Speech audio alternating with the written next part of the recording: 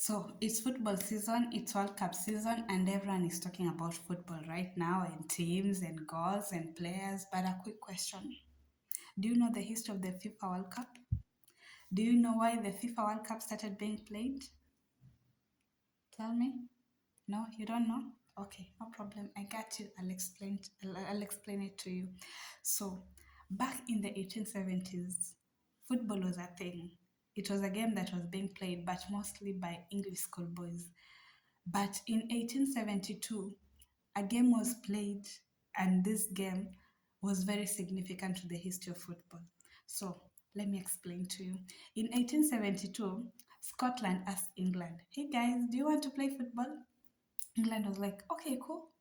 How do they say? They say, "Okay, mates." So England agreed to play Scotland in a field in Glasgow. And during this period, both teams played, but none of them scored at the end of the 90 minutes. Okay, cool, nothing much. There are no many. The fans at the pitch. There are not many. So by then they didn't think that this game was any or had any significance. So they played and went home, and that was that. But that was not that, because this game was very significant to the history of football. Why? Because it was the first ever international football match to be played in history. And this first ever international match to be played in history is what triggered the fame of football across Europe to South America to Africa to Asia and every other continent across the globe. So after this game between Scotland and England, in as much as football was being played across Europe, it wasn't common. But after this game, football now started becoming common and went intercontinental, and it had fans, and people loved the game. And a lot of people started playing it, countries started playing it, and it became so popular.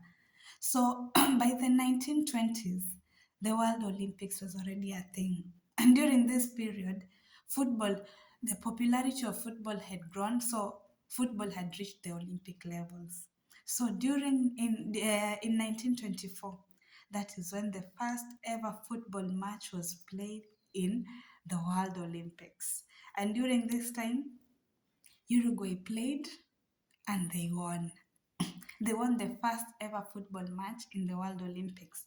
But as they were playing, there was one person in the crowd that was very impressed by the skill, the creativity, and the way that Uruguayan players were playing. And this person was called Jules Rimet. But Jules Rimet was not just any other fan. Jules Rimet was the president of the FIFA or of FIFA at the time. And as he was watching this game, in his mind at the time he had a vision, because he saw the skill and the way that the players played, the Uruguayan players, and in his mind he was like, now football is bigger than the Olympics. We are bigger than this. And he was like, I'm going to make a proposal to Congress to make like to have our own games, to have our own tournaments. We are bigger than the Olympics. So Jules Rimet in 1928, he went to the FIFA Congress and he made a proposal. Which proposal? He made a proposal for football to have its own tournaments, its own international tournaments beside the Olympics. So he made this proposal, and luckily, a lot of people could see his vision because the proposal was passed by the FIFA Congress. And when it was passed, the first ever FIFA World Cup match was to be held in 1930, the first ever tournament.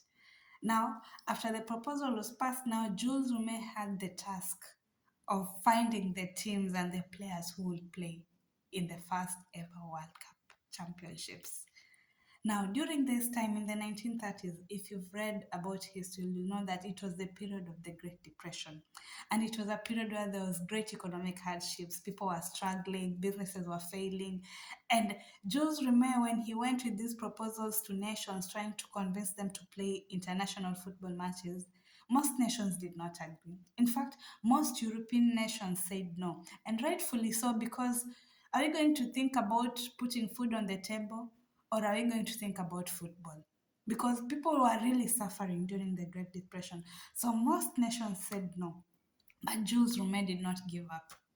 he continued writing letters. He continued trying to convince leaders and, and kings of nations to let their teams play in this tournament, because according to him, he felt like this tournament will be a way of bringing nations together.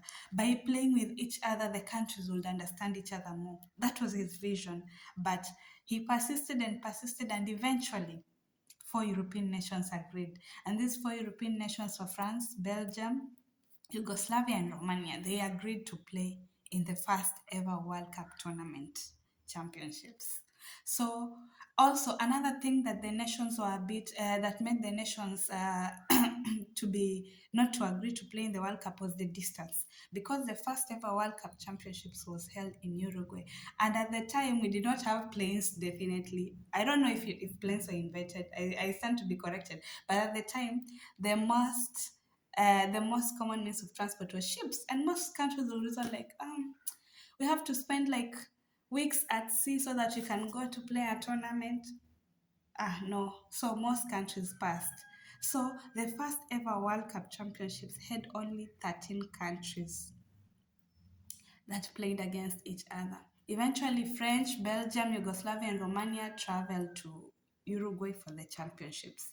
And among these 13 countries started playing against each other. And the first ever World Cup goal was scored by a French player by the name of, I want to pronounce this name very properly because I do not, French names have a thing. It was scored by a 23-year-old French player called Rochient Laurent. I don't know if I've spelled that right, but that was the first ever World Cup goal that was scored by a French player. He was a 23-year-old. Yeah. And eventually, when they got to the finals, Uruguay played against Argentina, and Uruguay won the first ever World Cup match.